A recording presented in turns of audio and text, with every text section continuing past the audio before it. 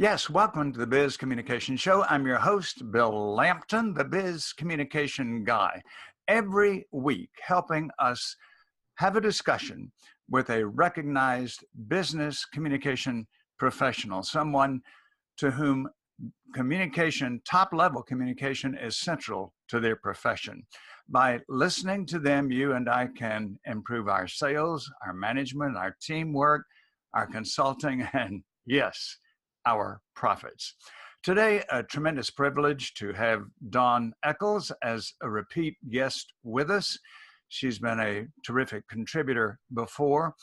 Dawn is a licensed professional counselor, also a life coach, a clinical psychotherapist. She's the owner and the executive director of the firm Dawning Phoenix, based in Gainesville, Georgia, which also happens to be my location. Dawn supervises interns, and a little bit more about her background because it's quite fascinating. She's had a diverse and highly successful career before she became a professional counselor, taught classical music, and I'll have to tell her that after 6 years, I found classical C, so my parents quit after that. She broke sales records in the insurance industry. She's worked in customer service, sales, and as a marketing consultant. Today, Dawn is going to give us valuable insights on how we can keep resolutions. My gosh, just a few weeks ago, all of us were making them. So how do we keep them? Dawn Echols, welcome to the Biz Communication Show. Thank you, Bill. It's such a pleasure to be back. Great to have you with us. Now, one of the things that I'd like to start out with is, as I mentioned just a few seconds ago, we're early into the new year.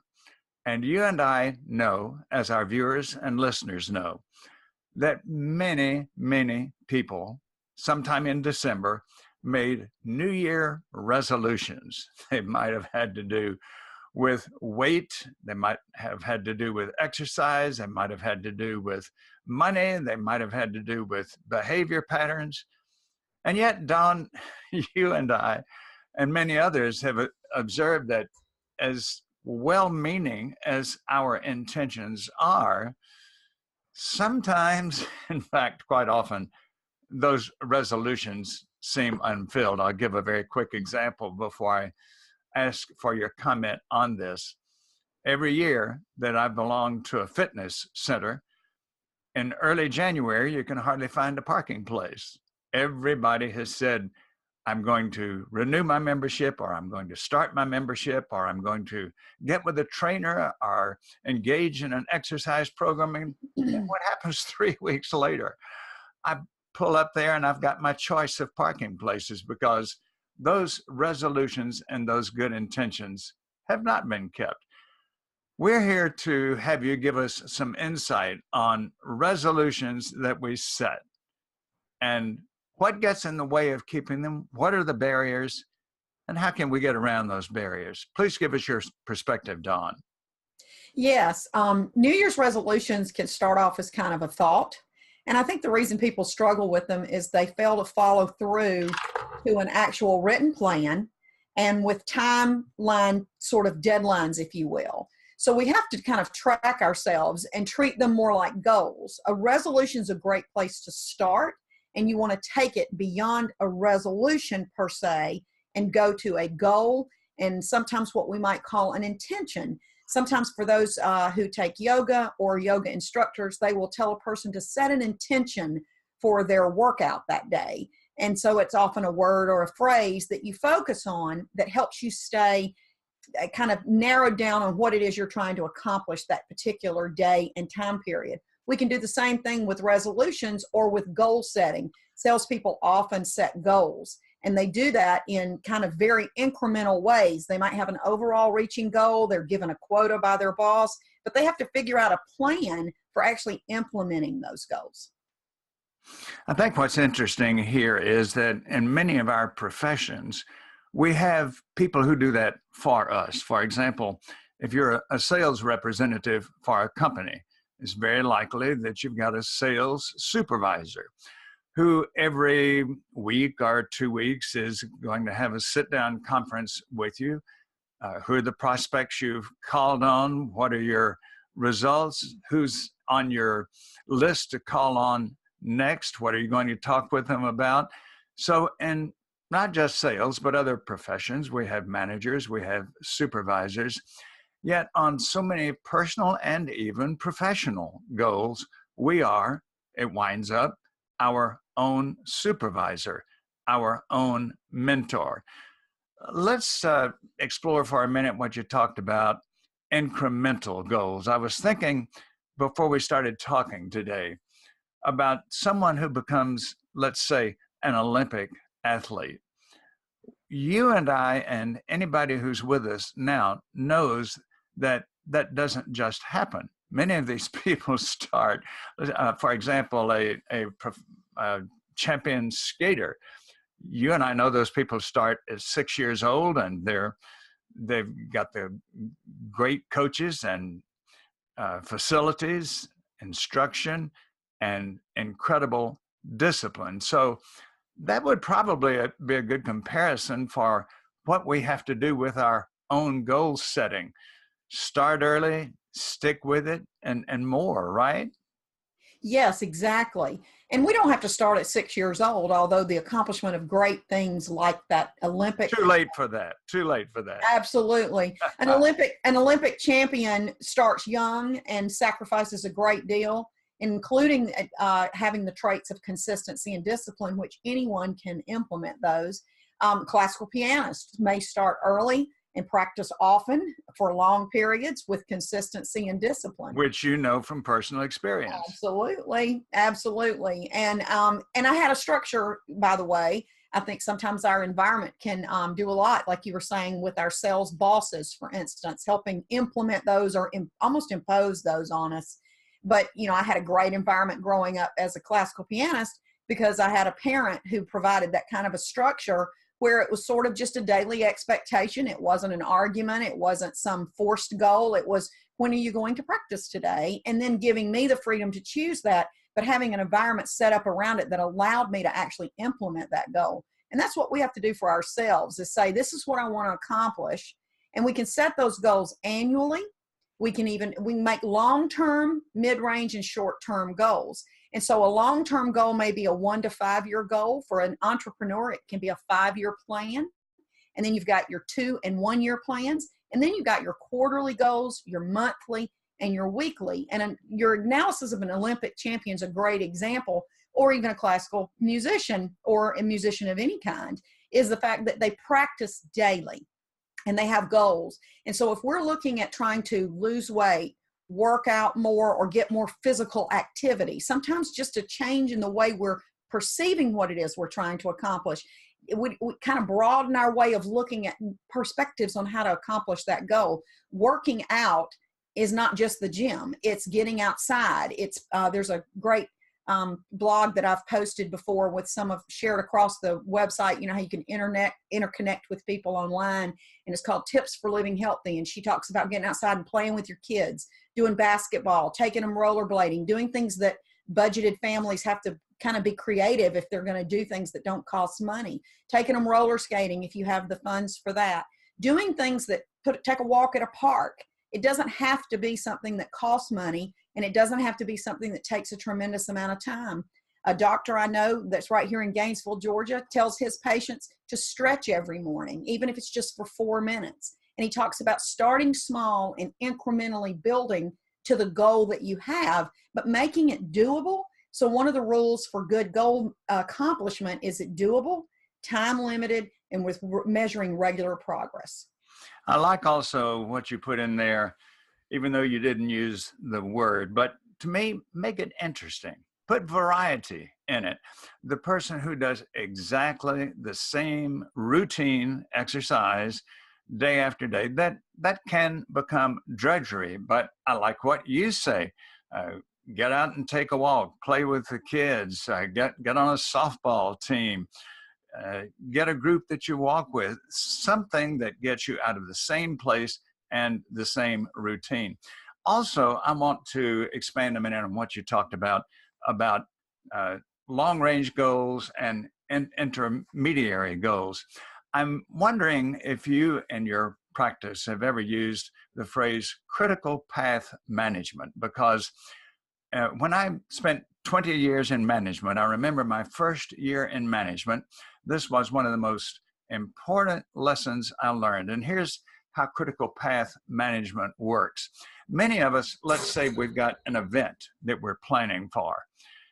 Many of us will start working from today towards that event, but critical path management does it in a different way, and I think a very helpful way. It starts at the event itself and works backwards. Let's say that you're planning a very large reception, a formal reception. Okay, suppose that's going to be on February 12. You look at February 12 and you say, how many weeks ahead of time will I have to send out the invitations? 3 weeks. So you go back 3 weeks and you put that down. At what point will I have to have the catering? You go back and you put that down. So you build your calendar, not from here, but from the event itself. Are you familiar with that? And have you advised some of your clients about that? I really like that approach, Bill. I have not called it critical path management when I've done it, but the first thing I thought about when you mentioned that is that's how I accomplished, and any student that was in my program typically accomplished our thesis at Brenau University right in Gainesville, is we had to start with the end date and the number of kind of pages that was at least the minimally required, if not more. And then you had to kind of have your topic, but then you had to break it down. And so my professor called that a funnel approach. You start wide and narrow down into the end point. And so when you talk about critical path management, you look at the date at the end, yes, and then you back it up. And that's another way that people who are effective with time management, especially promptness. My husband actually is very good at the promptness piece, and he actually passed that along to me when we first started dating, because he'd get very nervous if I was late. He'd worry. And so we would have these conversations about it. And I was like, well, I want to get this done and this done. And I'd be busy with my to-do list and all the tasks I wanted to accomplish. And he would be like, okay, but have you planned for this and this and this? And it actually really effectively helped me manage. I was pretty good at time management in terms of tasks, but I would typically have a hard time fitting it all in. And when he taught me that critical path management, start where you want to be at what time, and back up and plan for all the things that need to happen so that you can arrive right down to being on time for class, planning enough time to walk from the car to the desk. I found it very valuable. It reminds me of a statement that I read many years ago that still has validity, and that is, dates on your calendar are much closer than they appear. And so many of us have a project that we're working toward, or a resolution that we want to keep. And one day we look up and we say, my gosh, where did the time go? I'm way behind on this. But we wouldn't be if we did that critical path management, or whatever we call it, and set those dates that we must meet in between. Okay, Don, another factor that I would imagine as a counselor that you advise people who want to keep resolutions. One factor I would think is, don't try to do it alone. Get a team, get a partner. Talk a little bit about that, please. Absolutely. In fact, one of the reasons that counseling can be effective, among many reasons, is the fact that your counselor becomes an accountability partner for whatever change it is you're trying to do in your life. And that doesn't have to be New Year's resolutions. Obviously, if you're for counselors out there, they'll be nodding their head as they watch this video or interview. And when you say that people who come into counseling frequently are in distress, not always, but frequently. And so that distress, they want to reduce the distress in their lives. And so we say, okay, well, here's what are some things that you can do that will help improve things. And then the counselor is then the accountability partner. When the person returns for their next session, you say, okay, well, what did you do differently? How did you change that? That's the same thing applies to goals. What have you done this week? What have you done today? What have you done this month? And so if you put that time, like you said, the critical path management that says, this is what I want to accomplish by the end of this year or at the end of 5 years, you break it into increments and you decide what you can accomplish at those different times. And it doesn't have to be exact. Like weight loss management for someone might not be losing only so much each month, even though that's a good place to start. You may plan that you could lose more initially, or you may lose more at the end. It's each individualized. And that's the great thing about setting goals, is making them your own that work for you, drawing ideas from other people, and then setting up an accountability partner, whether it's meeting people that you enjoy at the gym, or going to your favorite instructor class, whether it's taking a walk with a friend, whether it's joining a running group, whether it's getting a coach or hiring a counselor, or for the other things you're trying to accomplish, whether that's a business coach, life coach, or even a counselor, professional counselor, and saying these are the things, and then kind of setting out those goals.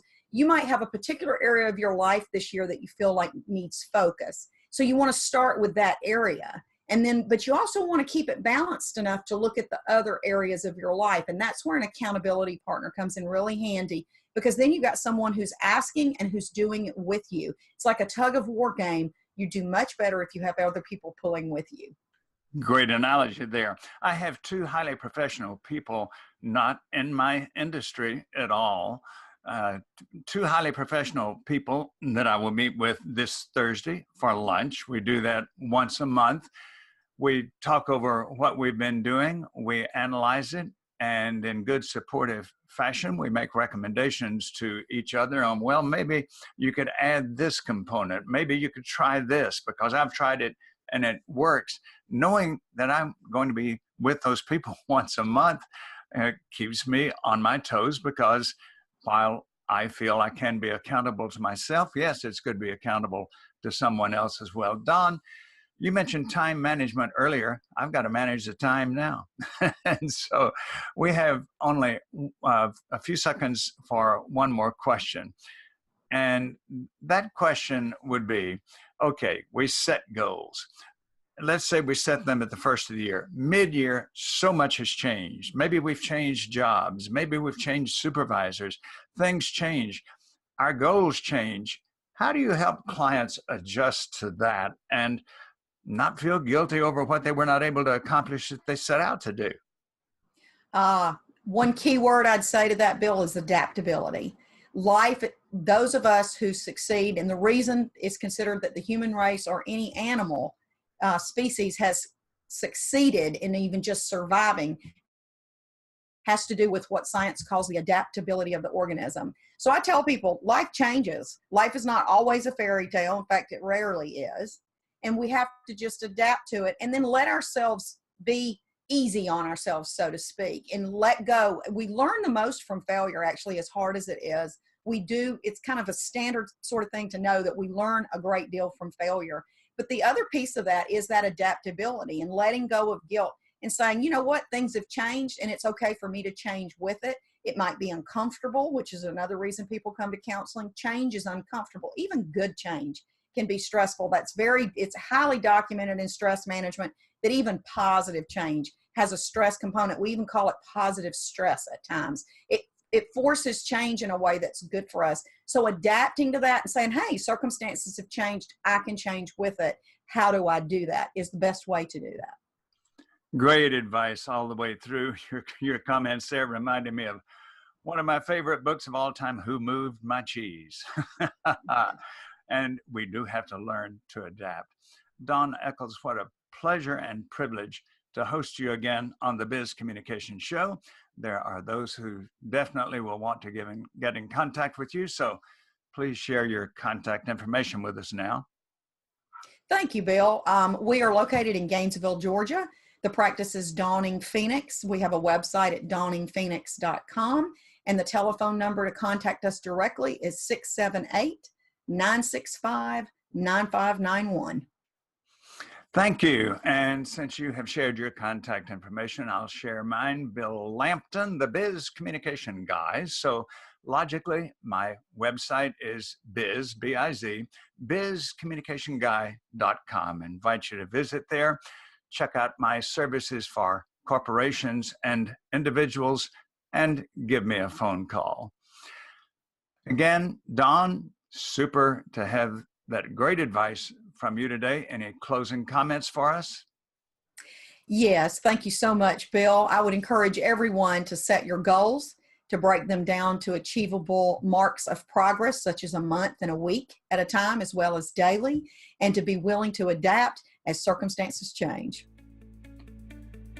Thank you. And thank all of you who were with us today for the Biz Communication Show. Look forward to hosting you next week when we will talk with another business communication expert. In the meantime, I'm thanking you, Bill Lampton, the Biz Communication Guy.